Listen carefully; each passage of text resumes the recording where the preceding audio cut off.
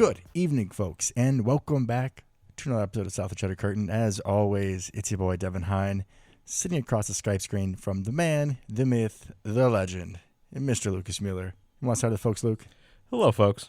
Well, folks, I hope we're all doing pretty well today, because sitting today, October 22nd, 2024, the year of our Lord, our Green Bay Packers are 5-2, guys. We are back after 2 more wins by our boys, taking care of the Cardinals and taking care of the Houston Texans, who both came to Lambeau and both ended up taking some L's.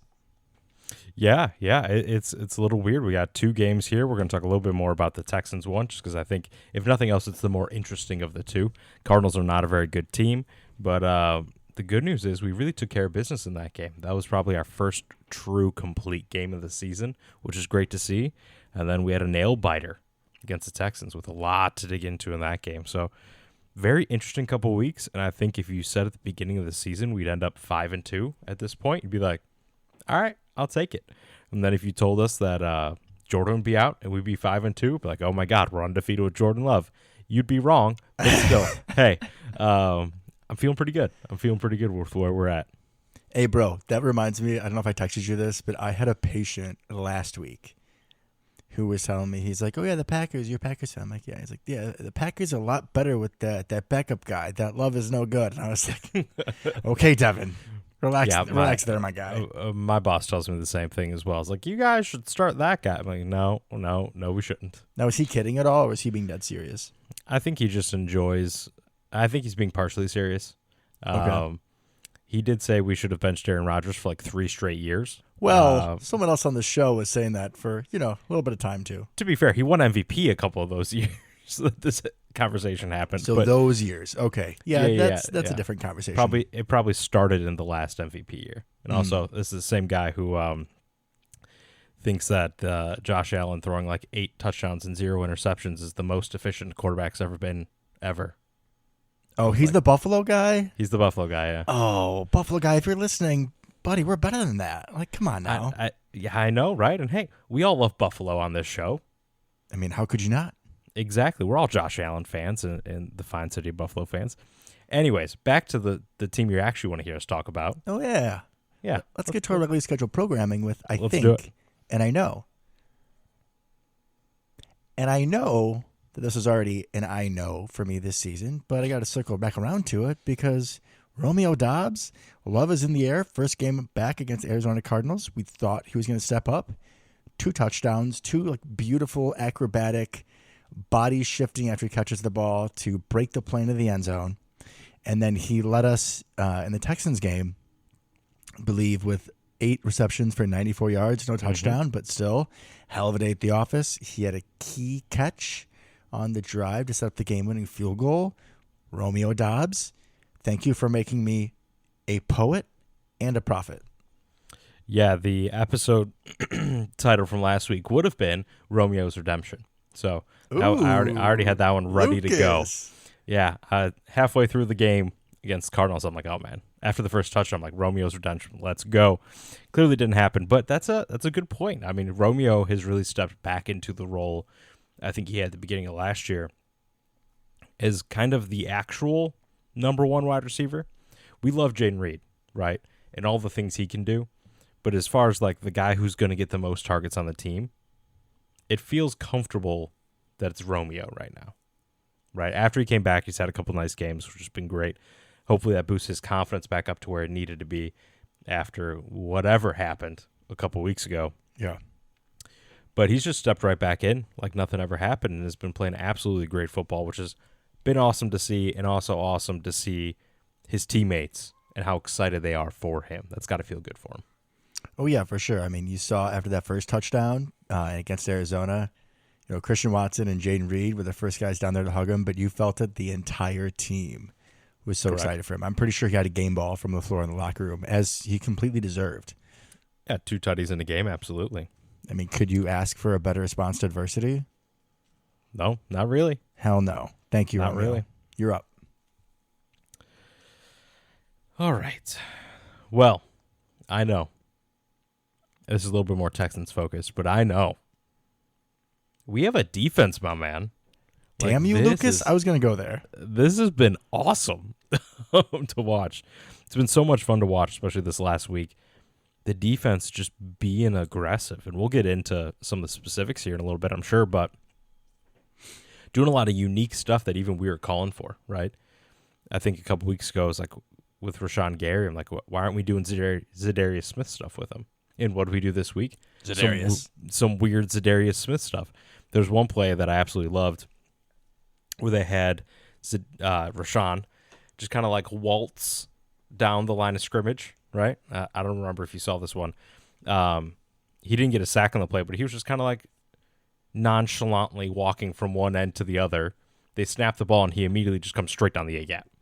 Yeah. The dude's just walking like he's going through the grocery store until that point, just behind the defensive line. Love the creativity.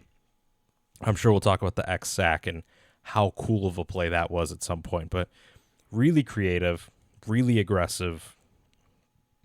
There's a lot of interesting stats to go with it that essentially we have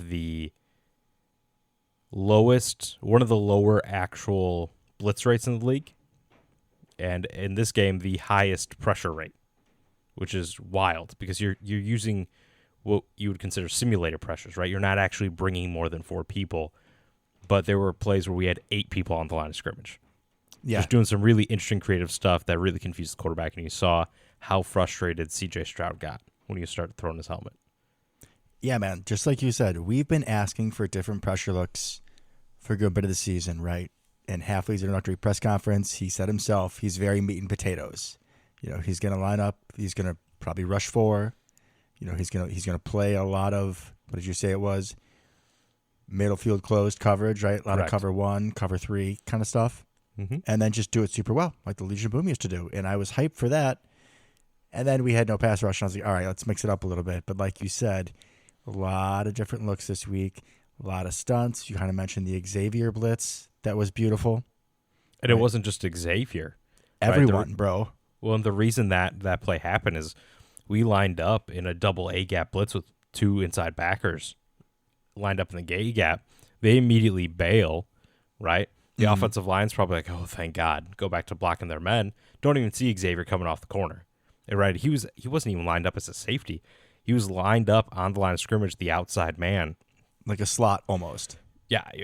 But like a tight slot almost. Like technically, he would have been the outside corner. I don't think there was a wide receiver wider than him. You know what I mean? As far as like formation-wise. Like super, super weird stuff. Super weird stuff we did. And it worked. Confused the crap out of him. Yeah, amen to that. All right. I know that in one of Tom Hanks' most famous movies, Cast Away. Okay.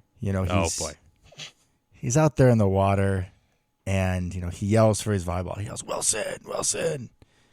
And everyone thinks that he's yelling for the water bottle, the water bottle. Woo! Devin's low on sleep. You think he's yelling for the volleyball? He's not. He's not. Tom Hanks' character was having a vision. He was so malnourished. He was so deprived after that plane crash. He was having a vision of this Packers defense against the Texans. He was saying, Wilson, Wilson, because Eric Wilson took over this goddamn game. 4 tackles for loss, 2 sacks, pass deflection that should have been an interception. He was literally everywhere. You talk about like some of the best defensive players in the league that just take over games. And I'm not going to sit here and say that Eric Wilson is that, but when you think of some of their impacts where they're just everywhere, talk about a TJ Watt, talk about a Derwin James, you talk about these really high-level guys. That was Eric freaking Wilson, and he could not be stopped. I am apologizing for anything I've said about you. Now that Quay Walker's hurt, I want you and Edgerrin Cooper in on every single play. Thank you. No love for McStuffy. All right. I still love him. Don't. I still have Eric McStuffy. Good heavens, Isaiah McStuffy. I was gonna see if you caught it. Yeah. Yeah. So Eric Wilson, phenomenal game. Right. Just when I think I'm good with him, and I'm like, all right, we're done. Like it's been fun. You got your 8 snaps that one game and made a play on like all of them. Great. Then you play a bunch more, a couple games after that, really struggle.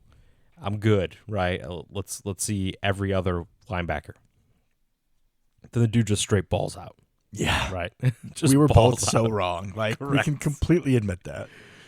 But also just shout out to him for at this point in his career. I mean, he's not a kid, right? This isn't a first or second year player anymore. Like, good for him for being able to continue to develop and kind of find his home in a really nice role of varying sizes at this point in this Halfley defense. Like, incredible. And good for him. Do I feel great about him starting next week if Quay can't go? No, but he may just do this again, so I have no idea. I'm certainly more excited to see him than McStuffy, and I love McStuffy, but Eric Completely Wilson, agree. there's just something about him. You know what he is? He is a fullback folk hero on defense. He really is. Absolutely. Is he the John Kuhn of the defense right now? I was maybe. thinking that. Maybe. Absolutely. Maybe. Except, All right. okay, we love John Kuhn, but like most of his career averaged like 3 yards a carry. Like he was a great folk hero. He and scored could a do lot of fun touchdowns. stuff. He did, but I always felt like they were so designed for him. Like remember when what's his face? Ryan Grant went down and we tried just running the offense through John Kuhn. It was How'd that go? Glorious. Yeah, there's a reason we love James Starks. There's a couple different ways I can go with this. I'm going to be consistent because the other person I want to talk about, other thing I want to talk about, we'll get to later. But once again, getting crafty, man. I'm going to bring him up every time because I think that sliding kind of diving catch, that was an absolute dime by Jordan. That's some Kittle stuff, man. Like, he is becoming George Kittle before our eyes. Like, this is incredible. I still want to see a little bit more, like, seam stretching, type of deal that Kittle's so good at. But as far as the yards after catch, the very sure hands, acrobatic catches, like, it feels like every week he's just ticking another box at becoming George Kittle Jr., which is amazing. And also, right, I don't know, did you watch the Sunday Night Football game this week? Bits and pieces. Jets game, right? Jets Steelers? Yeah, bits and pieces. Do you remember who's on the Steelers that would be applicable to this Tucker Kraft situation? Pat Fryermuth? No. Who's his backup? Darnell Washington. Correct. Georgia, who's like 6'7". And do you remember how a lot of people really wanted Darnell Washington and were really mad that we didn't draft Darnell Washington and we drafted Tucker Kraft? They wanted him instead of Musgrave. Darnell Washington is an offensive lineman. Correct. You see him out there, and he doesn't look like young Mercedes Lewis. No. He just kind of looks like maybe 5 years ago Mercedes Lewis. But Mercedes Lewis is still a better athlete at this point than I feel like Darnell Washington is. Dude tested phenomenally, and it's not there. Like, just watching him lumbering around, it's not there. But lots of people, lots of Packer fans, lots of pundits, maybe one of us, wanted Darnell Washington over Tucker Kraft. Man, were we wrong. What are you saying there, Lucas? One of us. I'm saying you. Yeah. I'm saying you.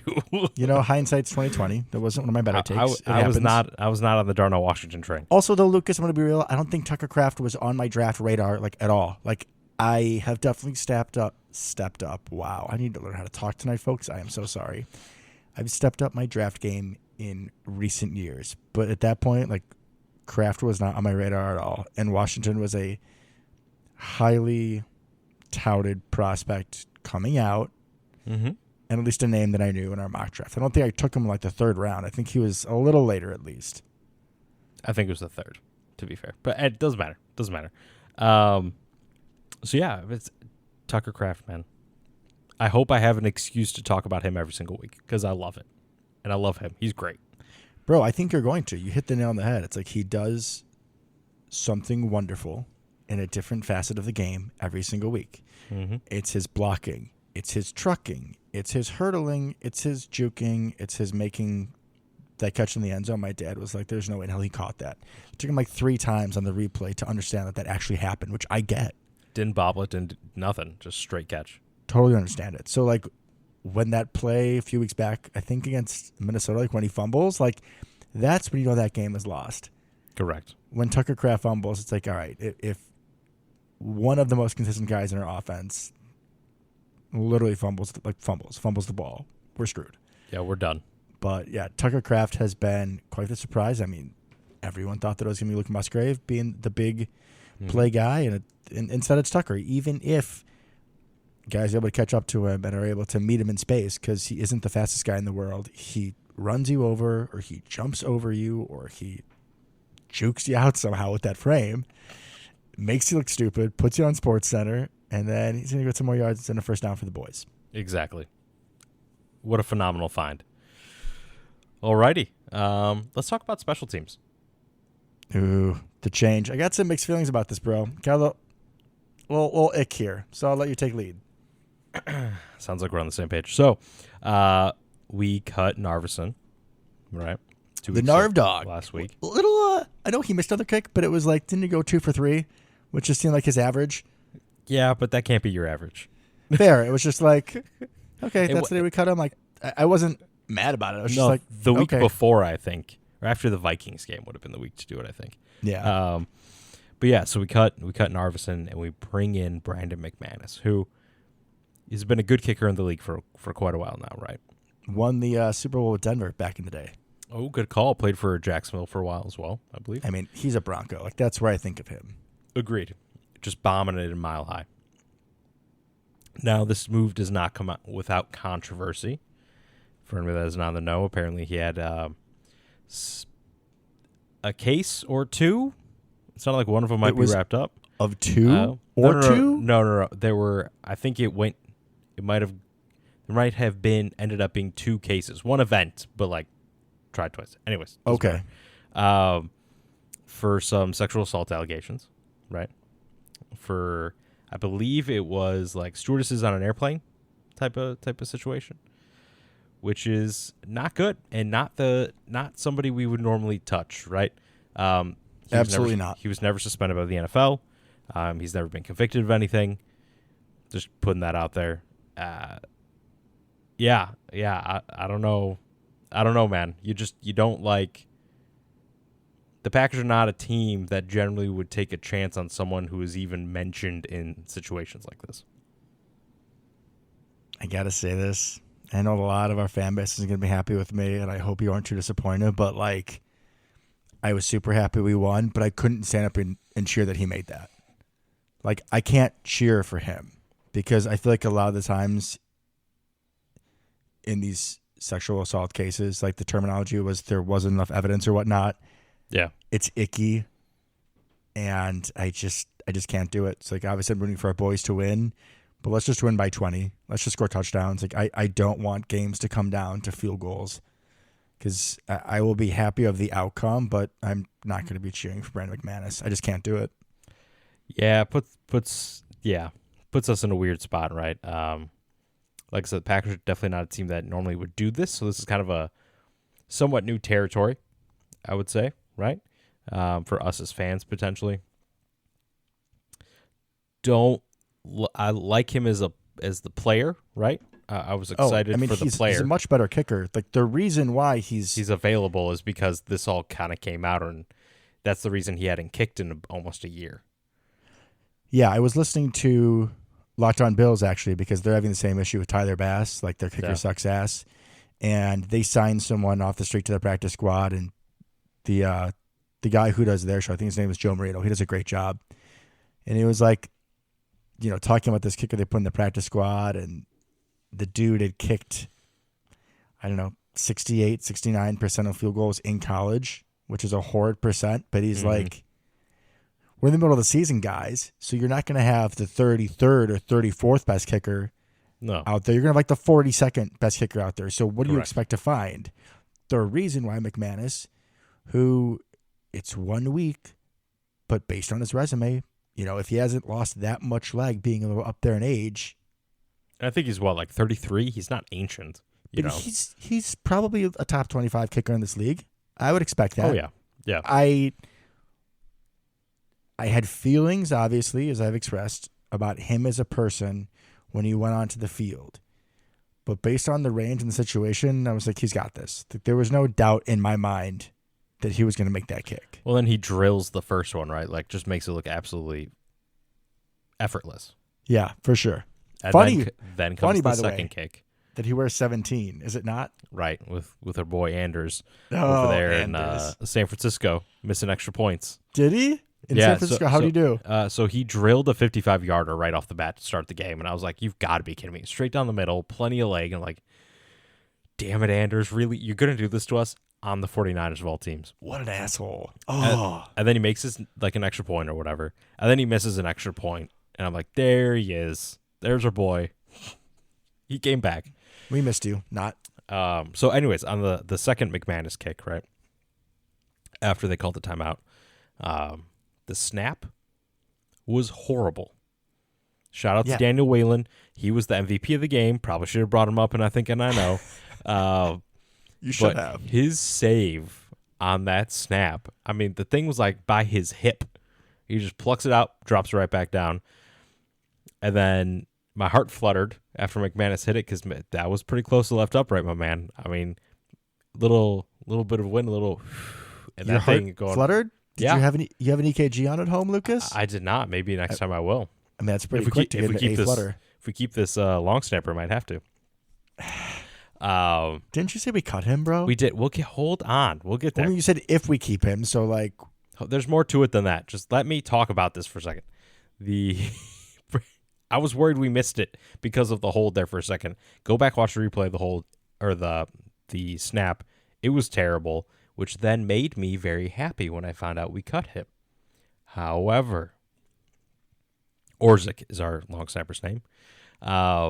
Matt. We cut Matt Orzik, but it was merely procedural. It's because we had to activate Jonathan Ford off the IR list. So we brought Jonathan Ford to the active roster. We will then cut Jonathan Ford, sign him to the practice squad, and bring Matt Orzik back. That is what has been reported as what's happening throughout this week. The gymnastics of roster construction in an NFL season. Correct. Because, well, no one's going to claim Orzik. They might claim Jonathan Ford, is basically what it comes down to. Nobody is going to claim Jonathan Ford. It's a higher probability than Matt Orzik. Have they seen him long snap? I just want to see him play sometime. I do. I'm just curious. Jonathan Ford. We've kept him around for so long. He's just TJ Slane, but worse. I mean, they're like the same size. I was going to say, what if like TJ Slane get hurt? But this should have already happened. Like, Devontae Wyatt is hurt. We should have seen. TJ Slane already didn't play in games. Yeah. We should have seen Jonathan Ford by now. Correct. Yeah, I don't know, man. And like you've been saying, next to Clenny, like you don't think that Devontae Wyatt's big enough and it's only TJ Slayton, so like Jonathan Ford should be in for the rotation. I just don't get it. Just don't get it. They're not going to use him in the rotation. Doesn't matter. He's going on practice squad. But so we got some things there, special teams wise. Also, punt returns have become an adventure again. Didn't need that in my life. So we're kind of jumping around here. I guess this is we're all the talking about Texans special game. teams. Fair. Yeah, Corey Ballantyne. So the question is with that muff, right? And we don't really have the audio of on the field. Does Keyshawn call Peter? Does Corey Ballantyne have a hearing issue? Was he not listening? Like, what's going on there? I don't think he called it. I don't know. But Keyshawn talks a lot. I mean, he's usually talking shit to other people. But, like, if you like to hear yourself talk that much, Keyshawn, make sure you call him Peter, because that was one of the prime opportunities that Houston capitalized on an extent, right? I believe that was one of those turnovers they got a field goal on. Mm-hmm. Regardless, plays like that kept that team in this game, which should have been a bloodbath. Honestly, when C.J. Stroud finishes for 100 yards, that's pathetic that they're close. But it was plays like Corey Ballantyne's that allowed it to be close. And I'm not going to call Corey Ballantyne's because it wasn't his fault. I'm very confident that Nixon did not call anybody away. And also, it shouldn't have mattered. There's no reason he didn't field that punt. Throw the fair catch sign, catch the punt. It wasn't like he couldn't have got there. He had plenty of time. What yard line was he at? I don't remember. Like, was it like around it was around the 20. He wasn't super backed up to the point where it's not like it's going to hit at the 5-yard line. You let it go. No. It was way further up than that. There's no reason for him not to catch it. That's the problem. Keyshawn Nixon as a whole is kind of an adventure. He really is. But then we had the Jaden Reed adventure because I'm like, okay, yeah. Nixon back there. He does something dumb. We're going to put Jaden Reed back there. he's at least going to catch it, right? And nothing bad's going to happen because Jayden Reed is our safe returner. And then he goes back and catches the ball at the goal line for some reason while running backwards. Yeah, that was awful. It's like, bro, what are you doing? Just let it go. Just let it go. So we have one time. Frozen. Yeah. Thank you. We have one time where we should have caught it, and we didn't. The next time, we caught it, and we shouldn't have. Get your stuff together, guys. We may have a kicker now. I don't need our special teams to just rotate what they're bad at. We plugged the punt returner hole. Leave it plugged. Rick Bisaccio, guy, what do you do? What do you do? Well, listening to Pack-A-Day, Andy Herman there said that he's heard many a time Bisaccio just lay into the returns for not catching punts. So that is I'm sure Nixon heard all about it. Good. I'm glad that he did, as he should have. Agreed. All right, where do you want to go from here?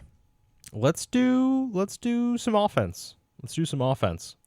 Vibes from both games? Or are we just going to focus on Houston? Let's do mostly Houston. Okay. I'm still seeing some kind of ugly off-platform throws from Jordan. I know one of the 2 interceptions for sure was not great. Mm-hmm. Granted, he was under pressure, but the overthrow where he's looking for, I want to say it's Watson on like an over route. Yeah, it was Watson. And Watson tries to go up and get it, and it goes to Bullock, the rookie safety out of USC, I want to say. You're correct. We've seen him make those throws before, but that was kind of the magic, right? Throwing off the poor platform, off your back foot, fading away. I feel like a lot of those times that we saw those being highlights last year were just, I don't want to say luck, but like this is what happens when you throw off your back foot. We see it happen to most quarterbacks. Like Jordan Love is a wonderful quarterback. Top 5 in the league. I love him. He's a guy, you know that. But throwing off your back foot will get you into trouble. And then the other pick that he threw, which was deflected off the defensive back and went to the linebacker, like it was a crow route, and the dude read it the whole way. Like it was just a sit-down, 5-yard button hook. Yeah, Jalen Petrie, who's really good, by the way. Really, I like him a lot. Kid out of Baylor, yeah. Yeah, I really like him playing that nickelback safety kind of hybrid situation. But yeah, like if Jordan just looks, right, he'll see that the outside wide receiver was wide open because Petrie was just coming the whole way to try to intercept that ball. Then pops up, and of course the backup linebacker catches it because when a ball hits someone's hands against the Packers, they always catch it, right? It's magnetic. Science has proven it to be true. I feel like just no balls hit the grass. Like no tip balls hit the grass against the Packers. Everything is intercepted this year, which is very frustrating to watch. But that felt like a predetermined play, right? That felt like Jordan was throwing to Wicks. Like Corey Webster covering Donald Driver? Yes. But it felt like he was 100% just throwing to Wicks the whole time. That was the play. That was the one read. That was it. He wasn't going to look around. If you would have looked to the outside guy, he was wide open. So that was frustrating. That was not a good decision. And then, like you said, the second one to Christian Watson, or over Christian Watson, kind of started getting pressure in his face and just kind of leaned back. And that'll happen when you do that. And the Wicks one is extra weird to me because except on plays, like that long play action where you turn your back to the defense for like 45 years and then you have to throw it to usually the in-breaking route, right? Like that's the only read on the play. It's like a really deep curl or correct. Like a 15-yard in or an over. Jordan does not stare people down. He does not just lock in on one read. Like he is exceptional. I was actually saying it to my dad or his girlfriend, I forget, on one of the highlights or one of the replays, just like watching Jordan go through his progressions because he is so quick with it and precise with his decision making. So watching him just be predetermined and locked into Wicks was unlike Jordan, to say the least. I think that overall, besides a couple of those throws, he has looked more like himself. Maybe part of this is him testing his powers. But I'm feeling better about him after the last 2 weeks than I was after the Eagles game and then most of the Vikings game for sure. Like we're closer to getting our Jordan Love back. Yeah, no, I completely agree. It's interesting to try to pull parallels from last year because it feels like we're replaying parts of it. For sure. Where we're kind of sputtering. Right. We didn't pick up where we left off, clearly. Jordan ended the year, on 18 touchdowns, 2 interceptions or something crazy like that, 1 interception, something like that. Spoiled. Yeah. And we are, as a fan base, super spoiled for having such a risk-averse quarterback for so long like we did in Aaron. That interceptions are like, what? How dare you throw an interception? When it's like, no, this is kind of the rest of the NFL, guys. Like, It's going to happen. We're little brats, let's be real. Correct. Mahomes leads the league in interceptions right now. They're undefeated. It's like it's like him and Jordan Love. Yeah, it is. It's those two. And Jordan Love is second in the league in touchdown passes because Baker threw several last night. But it feels like we're kind of going back in time a little bit. The good news is we're not actually sputtering like we did last year. Nearly as bad as the first half. However, we've not gotten to that second half part. Well, I want to say it feels like we're in the middle of last season. Like we're on the brink of the offense just absolutely taking off. And Jordan Love looking super dialed in yet. Feels like we're just right at the precipice, right there. For sure. But you're talking about the precipice of the offense being great and elite. And I'm sure there's more to say about the offense. But I had a whole vibe up with the defense on Sunday, bro. Like, it just felt to me like we were back in not back in San Fran, but we were back in Green Bay for that shitty playoff game against the Niners, where we only scored like 13 points, and all the 49ers points were off turnovers. Yep. But every damn time they had the ball, we knew we were going to stop them. That's what this defense felt to me, which I was so certain that the following season we were going to feel the exact same way because pretty much everyone came back. Right. I mean, Za'Darius was gone, but like he really wasn't around for that playoff run at all, right? But everyone else was back. I think we added a few pieces. But this defense, buddy. Playmakers everywhere. Now, we can go back to the offense if you want, but I couldn't go on my tangent. I couldn't not do it. Hey, good for you, man. No, there's really one thing left on offense I want to talk about. Pretty much just one thing. Congratulations, Josh Jacobs, for finally getting your first receiving touchdown. Hey, brother showed a little wiggle too. Power back my ass. I can get around people as My well. favorite part is that we called 2 designed pass plays to him in a row. And the first one didn't work, right? So LaFleur was like, nah, he's getting a touchdown right now. Mm-hmm. We're calling it again. So that was awesome. Really happy for Josh Jacobs. 2 things. One, cannot believe he hasn't gotten one. Like, no little give me wide open after a play action in the flat situation, right? No screen that he broke for a touchdown at any point in his career. Nothing. No little Texas route, right, from like 5-10 yards out. Nothing. Absolutely nothing. No. Especially with where he played. Sorry to cut you off, but like he played for the Raiders. Right. He was the entire team. I mean, he had like 200 and some receptions and still no touchdowns. No little swing pass, and then you just make one guy miss and there you go. None of it? I don't know. Like how? Doesn't make any sense to me, bro. I don't get it, but I'm glad that it's over. The second thing, what a good guy. Because he was asked about that football. What was going on with that football? Was he keeping it? He said no. He wanted to give it to Jordan Love because it was Jordan Love's 50th touchdown pass in the NFL. Selfless. That's the kind of dude he is, man. Absolutely. Now, bro, Jordan Love's going to throw for another 50, and then probably another 50, and then probably another 50. So how about you just keep this one? This one's all you, my man. Jordan will keep the 100th. How about that? Jordan will let Josh Jacobs keep Jacobs' 50th receiving touchdown. There you go. From Jordan Love. There you go. Okay. How long is he going to be around? Because the dude's going to be like 65 at this rate. For that to happen. Yeah, that was a little far-fetched. Just wanted to spin it. No, I like that. How the turntables. But yeah, so that's really one thing. Just one little shout out to Josh Jacobs, who also had a nice day running the ball. 12 Steady carries. Eddie, buddy. 12 carries, 76 yards, just kind of plugged away there, yeah. Against a good defense. Yeah, Houston's got a good front. They were playing aggressive. Those guys definitely came to play. But Jacobs, 6.3 yards per carry. His runs aren't usually super sexy. He's not going to pick up a 50-yarder, but he's going to make somebody miss for sure and fight for yards when he does face contact. Completely agree.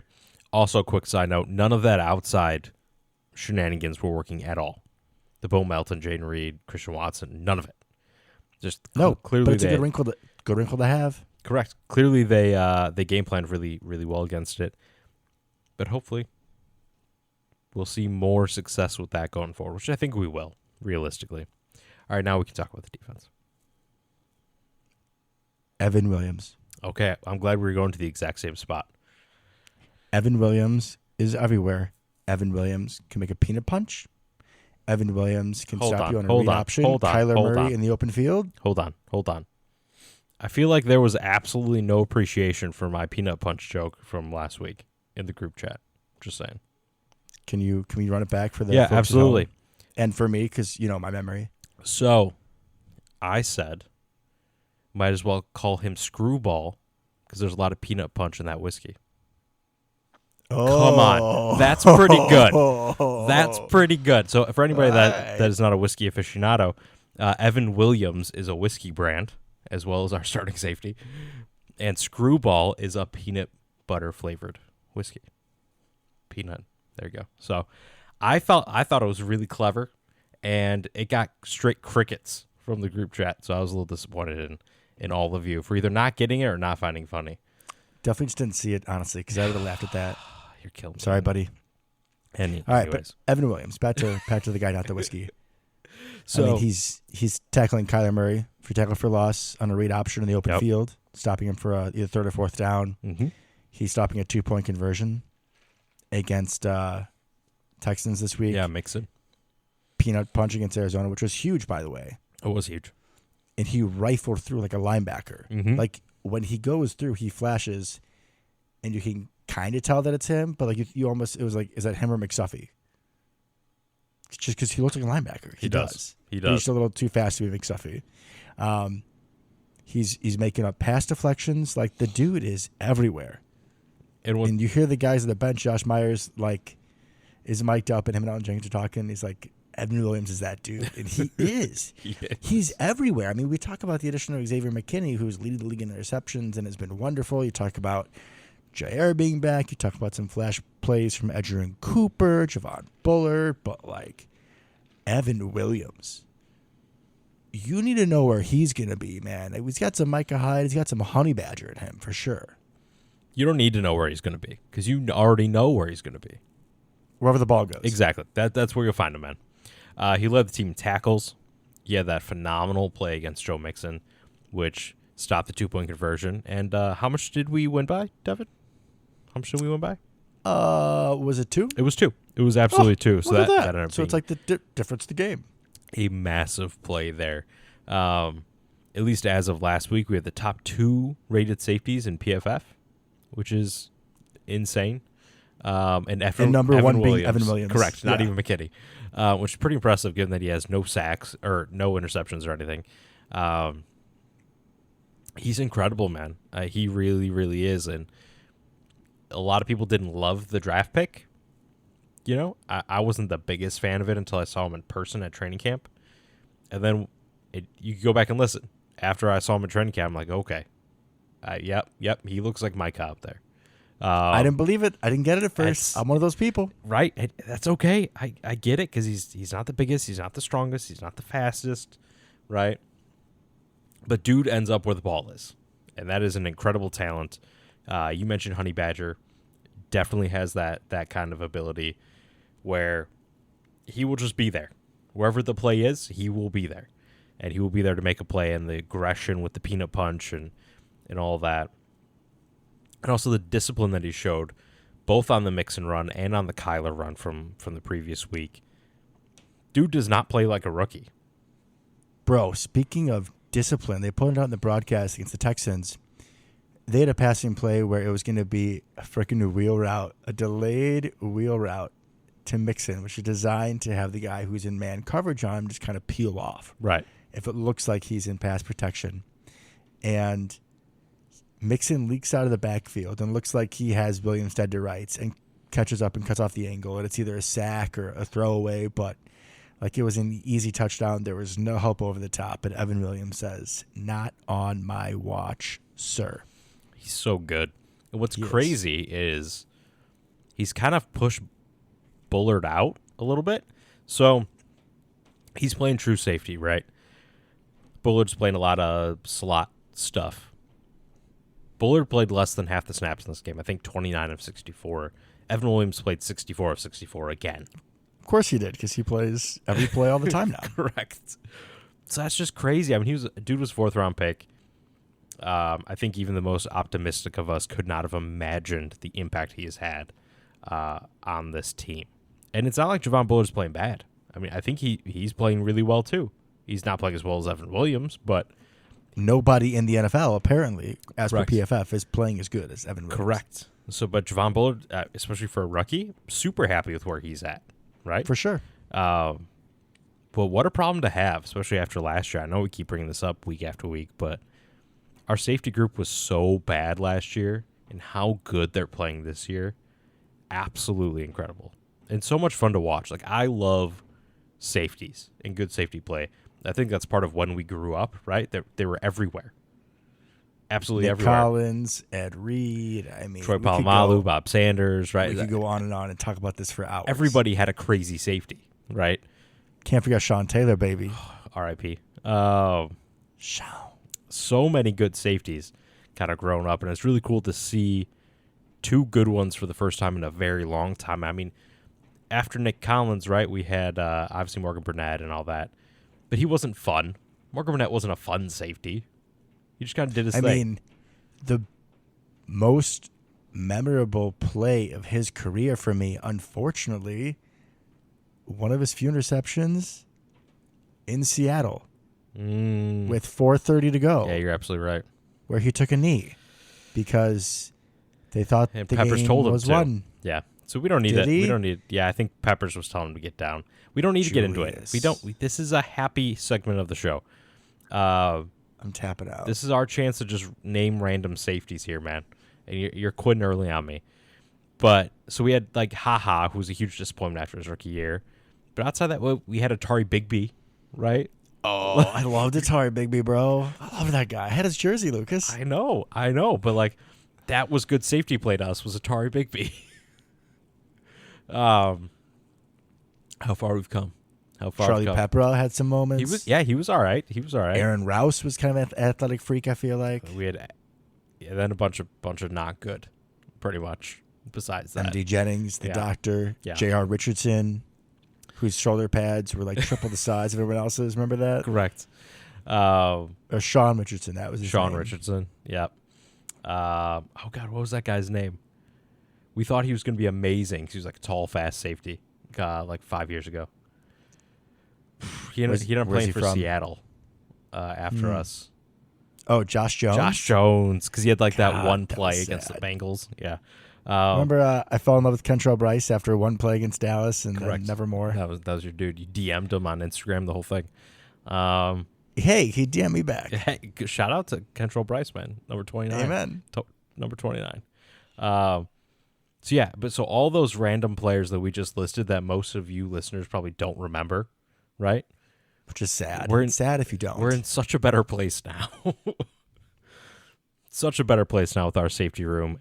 And we're not even playing the guy who I absolutely love for no apparent reason in Oladapo, which we shouldn't because he's probably not very good compared to these guys at the moment. But completely different kind of safety that we can use probably next year. I imagine he'll kind of redshirt this year, but kind of a big freaky dude, which completely separate kind of football player from what we have. So this safety room is really fun. They're really young. Xavier McKinney's only 24. Like, this is wild how good we're going to be for a long time in that room. And it's really cool to see Evan Williams just kind of come out of absolute nowhere and be one of the best safeties in the league somehow.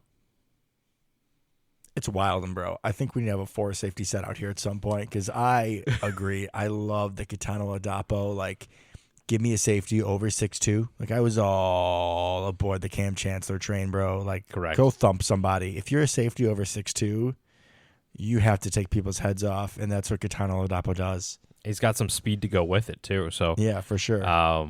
Yeah. You can cover that more. I mean, again, it's in a math show, folks, but you can think about radius and height and jumping, and there you go. Wingspan. Calvin Johnson's catch radius was a two-car garage because he was so damn big, right? That's insane. Sports Science, also a great show from back in the day. I missed that. Me That's too. a throwback. Me too. So yeah, being big is helpful at times. So him playing some sort of like sub-package linebacker situation, and then you get Bullard in the slot, and then the other two playing safety. Like, as many safeties as we can get on the field, I want them all right now. For sure. Let's do it.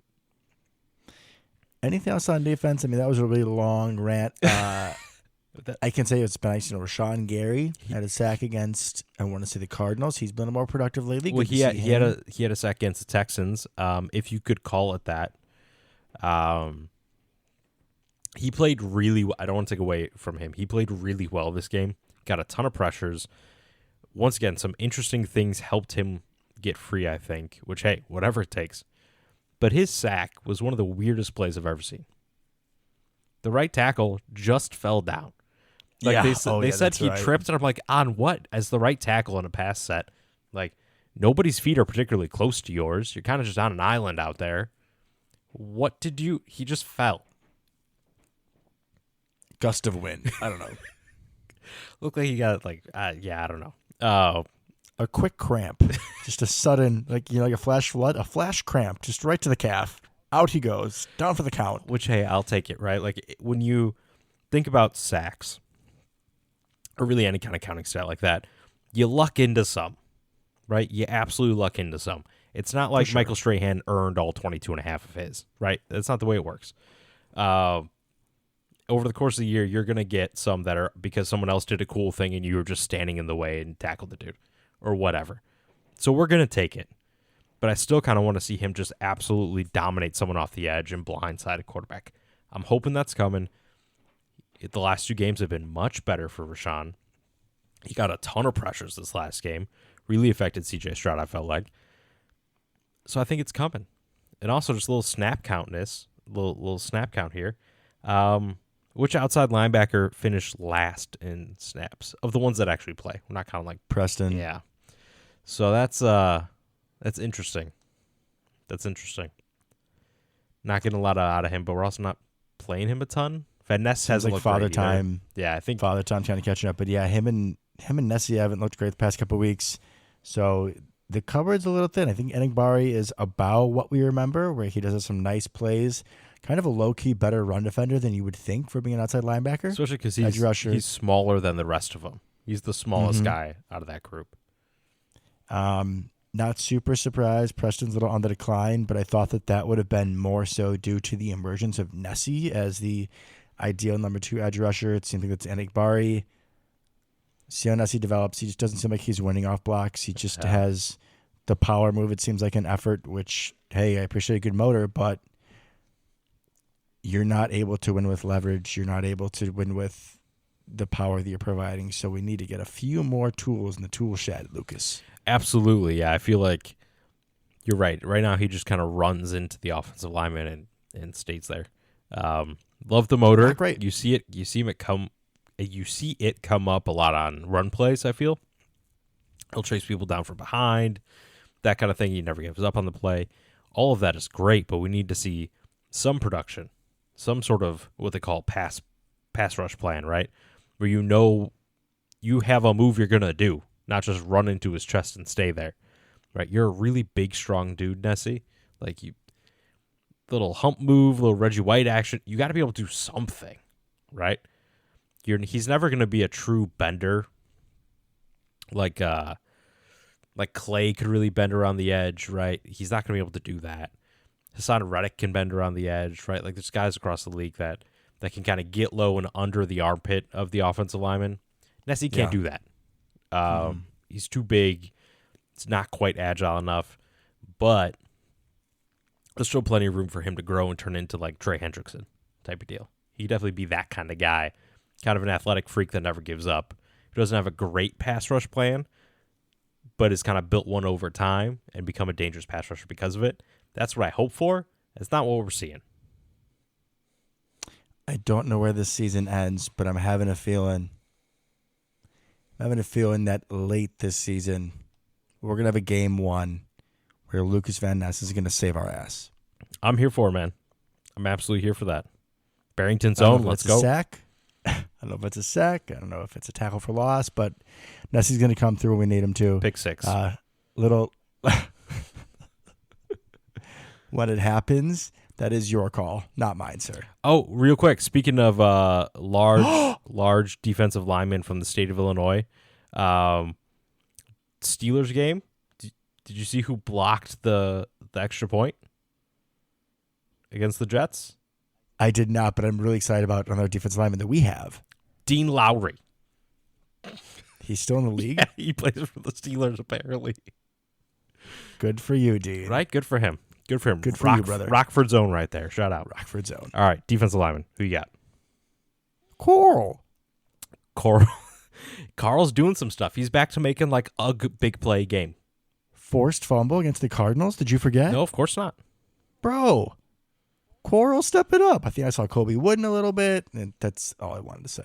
That's all. Carl is making plays again. It took a while, but he woke up, and just like last year, he's good for like a big play game, which is awesome out of a rotational defensive lineman. It's awesome. Insane, honestly. It is. It is. You expect those guys just to eat space, but nope, not Carl, not our boy. No. Okay, you ready to talk about Jacksonville? Upcoming game? Yeah, bro, you take lead. At Jacksonville. Okay. This is an interesting one because Jacksonville sucks. But they shouldn't suck. But they do suck. They have a lot of pieces, right? They're a good team in Madden. They can be a fun team for like fantasy football, but like in actual football, they suck, and I'm not entirely sure why. The receivers dropped the damn ball. That's a big reason why. That's definitely a reason. They also put Darnell Savage on the field, so that doesn't help. Kindness, Lucas. Kindness. But right, so just running through who's on their team for anybody who's not familiar. Trevor Lawrence, who's a bust, kind Bust of. material. He's kind of a bust. I mean, he's not a bad quarterback, but he was piped to be like the number 1 prospect of all time, like better than Peyton Manning. Right. He was at least Andrew Luck level prospect coming in. Like Andrew Luck, Peyton Manning, John Elway, like that level. He's an average NFL starter, but I would say probably right now below, maybe a little below average. Like he isn't the worst quarterback in the NFL. No. But when the standard was that high, it feels busty. I agree.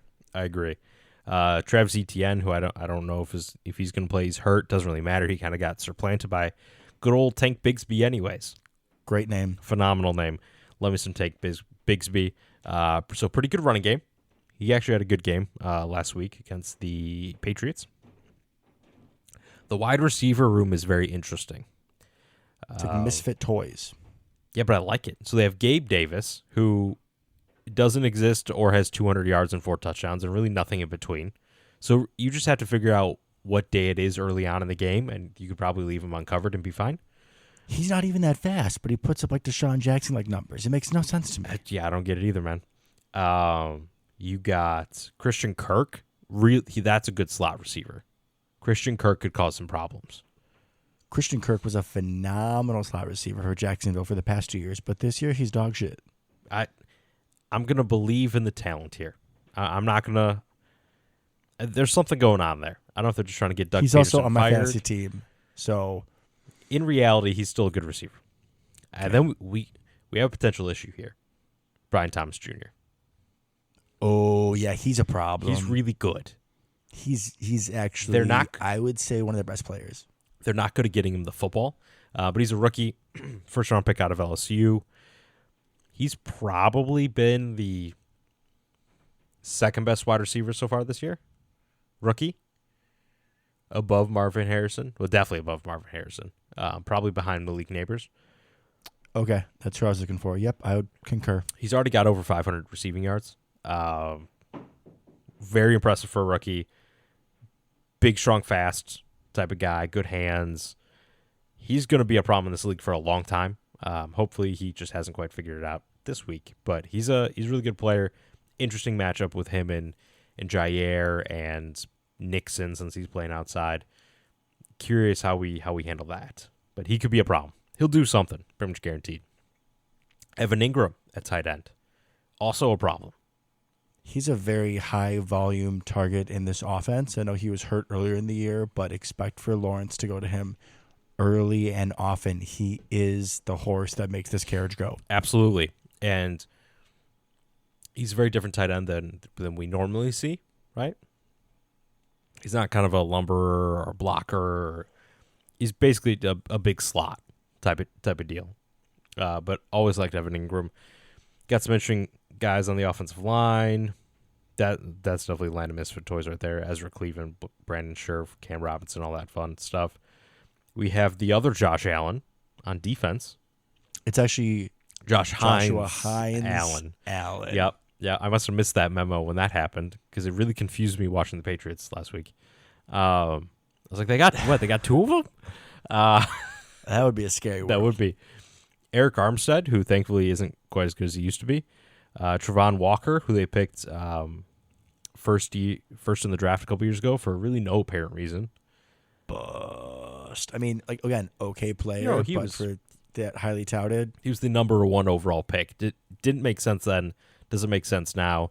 High motor, very athletic pass rusher, but he's not even as good as Josh Allen. So Hines Allen. We got Devin Lloyd. Devin Lloyd, linebacker. I used to like him in Pittsburgh. I thought he was pretty good. Different. Not as good as much in Jacksonville. Different Devin. That's Devin Bush. Wasn't Devin Lloyd? Didn't he start there Devin too? Lloyd's no, he was drafted out of Utah. He was the same year as Quay. Oh, he was okay. He was supposed to be the number 1 linebacker taking the draft, and then we took Quay. So that's interesting. And then as far as corner safeties, we got Tyson Campbell, Andrew Sisko, Antonio Johnson, who was a big draft crush of mine. A&M kid, right? Texas A&M. Ronald Darby and Jarian Jones. Ronald Darby's like 35. Yeah, so he is someone to find on the field. The secondary is weak. That is where you attack them, which thankfully for us is our strength. And the Jags, their new coordinator, I do know, plays a ridiculous amount of man coverage, one of the highest rates in the league. Tyson Campbell was a first-round pick for them a couple years back. Yeah. Exceptional man corner. Nobody else in that secondary is. So this isn't like Revis Island level, stay away from Tyson Campbell, but in our offense, when you have 4 or 5 guys that can be your number 1 receiver, if they go man, just throw to somebody else. Yeah. Throw to whoever is covering, who is not being covered by Campbell and has Savage over the top. Great success. Or Antonio Johnson, at least if my scouting report from him rings true. I liked him for a lot of reasons. Coverage wasn't most of them. So I think there could be some there as well. So tack whoever Savage and Antonio Johnson are over. Maybe stay away from Campbell. That sounds like a good game plan. I like it. Thing with this Jags matchup, though, Lucas. Trap game. It's a trap game, for sure. No. We have the Lions coming up in 2 weeks. I'm not even going there. That's not where my heart is right now. You, of all people, know that I have certain feelings for backup quarterbacks. Mac Jones? No. Stop. Okay. Let me go my monologue a little longer. Lucas, the first time I ever had a Madden game in my life, and I scrolled up into that roster, who was the first backup quarterback that I ever saw? Mark Brunell when he was on the Packers? It was Doug Peterson. Oh, okay. When he was on the Packers in Madden 03. The first time. Yeah. And I think there's a good chance that Doug Peterson gets fired after we whoop their ass. Oh, I like it. He's on the hot seat here. So that could be real. 38-17 Packers. Man. That's good. I'm going to go 31. 31-21. I think they kind of get some garbage points at the end and make it a little closer than it needs to be. Was that your random Your random bet right there was for Doug Peterson. Yeah, I think that's pretty good. That's spicy. That is spicy. I like that a lot. I will go with. This is tough. I'm gonna go with 2 sacks for Enikbari. All right. We never only do one. So I'm gonna get even spicier here. Ooh. All right, do you got some ranch over there? You ready for this? I hate ranch. The fuck's wrong with you? Why are you my co-host? What do you eat with like hot stuff then? Nothing. I just eat hot stuff. Okay, I'm calling Sally after this. I'm worried about you. Go ahead. Ben Sims touchdown. I love it. He's been cooking lately. Well, you know it's not going to be Andrew Beck because he had a terrible game and he's run out of elevations from the practice squad. So R.I.P. Andrew Beck. It was fun. It was fun while it lasted. I'm going to say... Oh, man, I don't even know if I can do it. Okay. 52-yard field goal from McManus. Dude, why would you even bring him up on our show again? I'm feeling it. I want to include the special teams. And everything else I thought of was bad. You could have had McManus get hurt and then 52-yarder by Waylon. Like, that would have been nice and spicy. Who's the holder? Ben Sims. What can't Ben Sims do? Fair question. Fair question. That's the name of the show. Look, no one's gonna listen to it then. No, it's not. I know. Alrighty, folks. So until next time. Go Pack, go. Go Pack, go.